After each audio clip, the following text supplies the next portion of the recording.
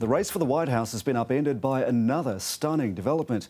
After months of pressure from his own party, Joe Biden has withdrawn his candidacy, sending shockwaves through the Democrats.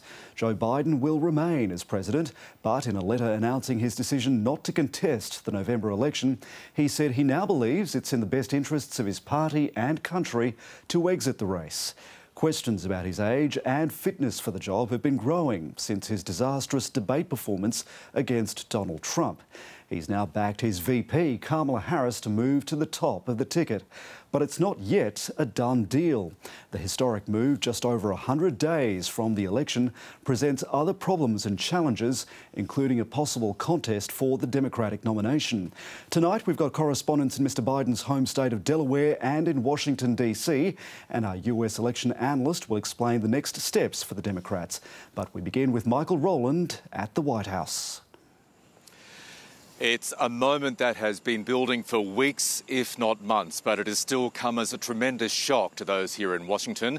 Tonight, there's a mad scramble behind the scenes with Democratic Party leaders trying to plot the months ahead. Shortly, we'll take you to Joe Biden's home state of Delaware, but first, Jade Macmillan wraps up what has been a dramatic day in US politics. Thank you, Joe! Thank you, Joe! American politics enters uncharted waters. My main feeling is just gratitude and appreciation to him. After weeks of pressure, the president dropped a bombshell. Breaking news from the United States. Good day. We are coming on the air with significant breaking news. President Biden has announced he will stand down. He is dropping out of the 2024 presidential race. Joe Biden said it had been the greatest honour of his life to serve as president, and quickly threw his support behind Kamala Harris. The Vice President said she was honoured to receive Joe Biden's endorsement and would earn and win the nomination, swiftly appealing for donations to the newly named Harris for President campaign. She's ready to step up, bring our party together, go toe-to-toe with Donald Trump. But while the 59-year-old is the front-runner, her place at the top of the ticket isn't guaranteed.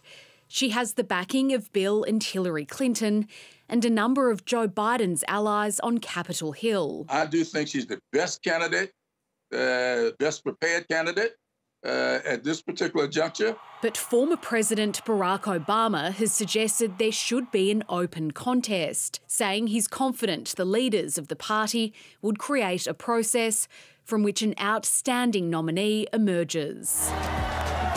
Joe Biden had remained defiant in the wake of his dismal debate performance against Donald Trump. Everything we have to do with but the stumbles kept coming. Ladies and gentlemen, President Putin. I wouldn't have picked Vice President Trump to be Vice President. And as the number of Democrats in Congress calling on the president to quit kept rising, Hollywood heavyweights intervened. President, how do you feel? The president's recent COVID diagnosis interrupted his attempts to reassure Democrats he was still the best person to take on Donald Trump. His decision to pull the pin came while he was still isolating at home in Delaware. Joe Biden's decision to withdraw from the election completely reshapes the race for the White House. For some Americans who don't want to see Donald Trump returned, it's a courageous move. For others, it took far too long. If you can't run for president, you shouldn't be the president. That's a message being echoed by Republicans. Donald Trump claimed the president never had COVID and isn't fit to serve. While a fundraising committee for the Trump campaign had new attack ads ready to go. Kamala was in on it. She covered up Joe's obvious mental decline. Joe Biden insists he'll stay on in the White House until his successor is inaugurated, bringing a decades-long political career to an end. I, Joseph Robinette Biden. America's oldest ever president started out as one of its youngest senators, eventually becoming Barack Obama's vice president and then defeating Donald Trump in 2020. When I ran for president, the now 81-year-old chalked up legislative victories in areas like infrastructure spending and climate change action. He rallied the West in the face of Russia's invasion of Ukraine and oversaw the AUKUS deal. President Biden has been a great friend of Australia, and that will continue, and I look forward to meeting with President Biden at the G20 and at the APEC summits. Whoever takes over as the Democratic nominee will face an election in which rising cost of living pressures and concerns about immigration are some of the biggest issues facing voters. While the Trump campaign has been building momentum after the former president survived an assassination attempt, Democrats are now without a decided candidate less than 4 months out from polling day. Jade Macmillan reporting there. We'll get her analysis shortly. Let's take you now to Carrington Clarke in Joe Biden's home state of Delaware, near where the president is, of course, still in COVID isolation. Carrington, have we got any further idea as to what prompted Joe Biden to finally go? Yeah, so this picturesque seaside town has provided the setting for one of the most monumental and consequential decisions in recent American political history. Joe Biden did come here to Rehoboth, to his vacation home, to self-isolate after that positive COVID test, but he was also increasingly politically isolated as long-term key allies were increasingly willing to tell him it was time to go, both privately and publicly. And then two of his closest political advisors provided the president with new data, which showed not only would he likely lose in all the key swing states, but that the Democrats would also do badly in states that they had previously considered to be safe, which would mean not only would they lose the presidential election, but that the Democrats would not be able to retake the House and would likely lose the Senate. Joe Biden's legacy was on the line. He called a family meeting, as he does in all cases for big decisions, and then decided it was time to withdraw and to fully endorse his vice presidential candidate, Vice President Kamala Harris, and give the full weight of his political heft to her cause. Carrington Clarke in Delaware, thank you so much. Well, senior Democrats are certainly swinging in fast behind Kamala Harris, but other contenders may still yet emerge, and their political rivals are threatening legal challenges, which is simply adding to the immense uncertainty in this town. Barbara Miller reports. How quickly things can turn. One day you're the vice president getting an ice cream with your grandnieces. The next your boss has stood aside and you're in pole position to replace him. With Joe Biden's decision to step away, the 59-year-old is in the box seat to take on Donald Trump in November. It'd be her second tilt at the presidency. She began as a challenger for the 2020 nomination. There was a little girl in California who was part of the second class to integrate her public schools, and she was bused to school every day. And that little girl was me. But dropped out and became Joe Biden's loyal running mate. We did it, Joe. Her time as vice president has not gone smoothly. Reports surfaced of dysfunction inside her office. Publicly, she struggled with the tasks assigned to her, like addressing illegal migration at the southern border. We've been to the border. We've been to the border. You haven't been to the border. And I haven't been to Europe. But as Joe Biden's situation has become untenable, the party has begun to rally around the Californian daughter of immigrants. A possible rival for the nomination, Californian Governor Gavin Newsom, has backed her. Bill and Hillary Clinton have also endorsed Harris. So has another possible rival, Pennsylvania Governor Josh Shapiro, as well as one of the leading progressives, Alexandria Ocasio-Cortez. We need to jump ship.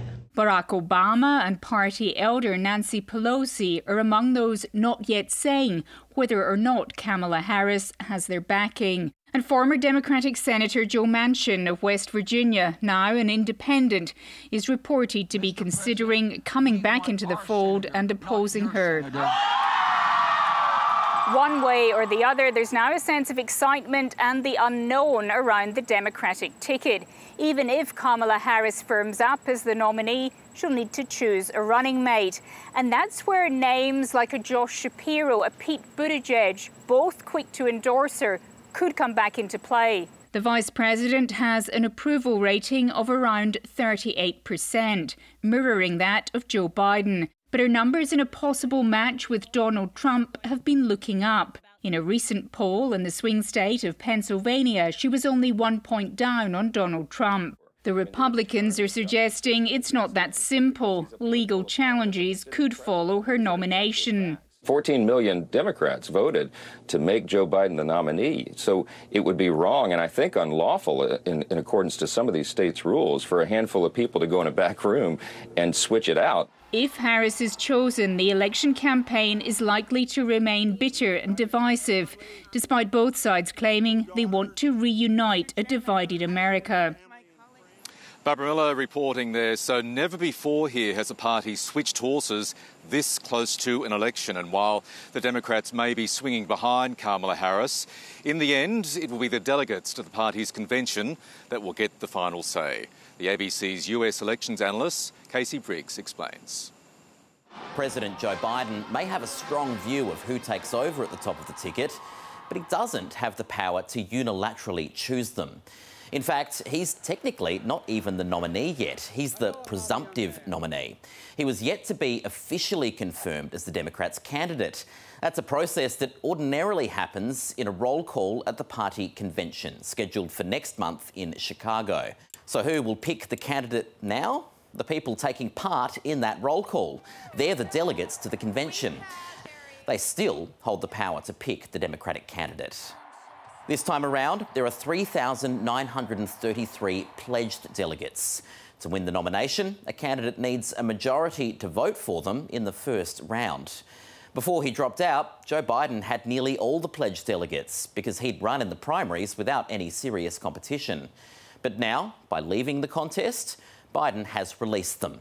So the delegates are now free to use their judgment. Joe Biden can endorse a successor, and it carries a lot of weight, but he can't force his delegates to vote for anyone. Perhaps there'll only be one candidate, as the current Vice-President Kamala Harris is clearly a frontrunner.